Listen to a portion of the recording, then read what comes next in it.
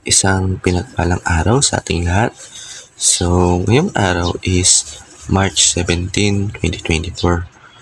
So, ngayon, gusto ko lang samantalahin yung itong pagkakataon, itong pagdidevotion natin na patiin yung aking pinag-churchan or yung lugar kung saan ako nagsasamba kasama ang mga taong sumasamba at merong pagmamahal sa Panginoon. At ayun po, happy 3rd anniversary sa CLCC or Change Life Christian Church. Yun yung araw is yung aming anniversary ng aming church. And panalangin ko naway tumagal pa to. Umabot ng hanggang basta doon sa susunod na generasyon, sobra-sobra. Pagpasa-pasa tapos mas tumami pa ang matulungan. So, ayun. Napakaswerte ko dito.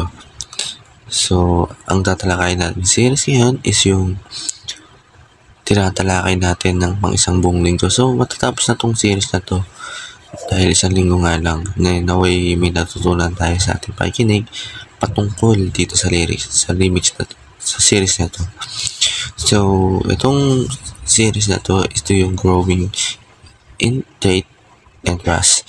So, yung nag-grow tayo sa faith, sa ating pananampalataya sa Panginoon. No more na nananampalataya tayo, mas nag-grow tayo. And yung sa growing in trust, yun, kailangan magtiwala tayo sa ating Panginoon. Na kumbaga, pag-prepare tayo, meron tayong nihiling, meron tayong kailangan, may tayong ninanakit, gusto, na pag pinay natin kay Panginoon, kay God, is umaasa tayo na tutuparin kasi meron tayong tiwala sa Kanya na kaysa sabihin natin sa iba na sa mga kaibigan natin na gusto ko na ito, sinabi lang natin to sa Panginoon kasi may tiwala tayo na ang Panginoon ay pagkakalob sa atin to. So, ang Bible verse natin ngayon is Hebrew chapter 11 verse 39 to 40.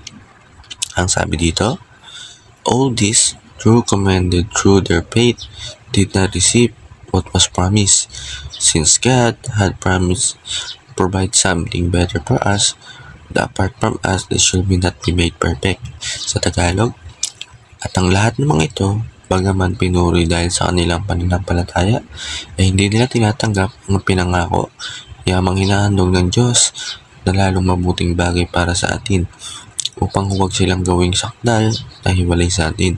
So, para lumawak yung ating talakayan patungkol dito sa Bible verse na to, is dumako tayo ngayon sa ating unang teaching at susunod ang ating application. So, una sa atin, suffering can break us apart from Christ or build us in Christ. So, yung pagdurusa daw is maaring mapaghiwalay sa atin ng relasyon natin kay Kristo or pwede magtayo sa atin kay Kristo. So, sa pangalawa, Jesus is the climax of the shadow of the Old Testament. Si Jesus yung ating suktulan, kumbaga, ng mga anino, ganun ba? Shadow, di ba? Anino ng mga lumang tipan or mga Old Testament.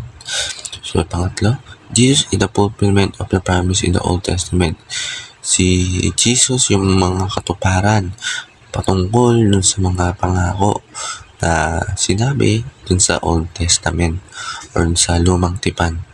So, sa ating application, use suffering to move closer to Jesus.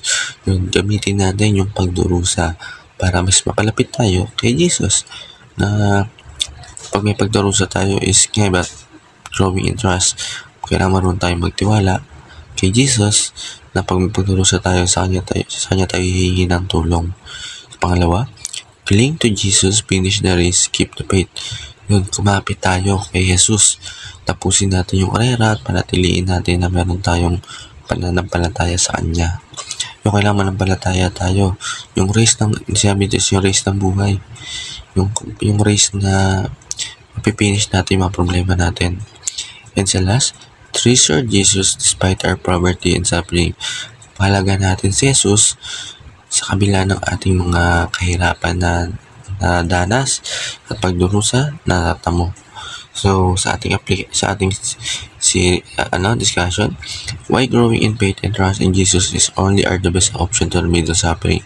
So yun, naway may natutunan tayo sa ating discussion and maraming salamat po sa panonood and God bless to all.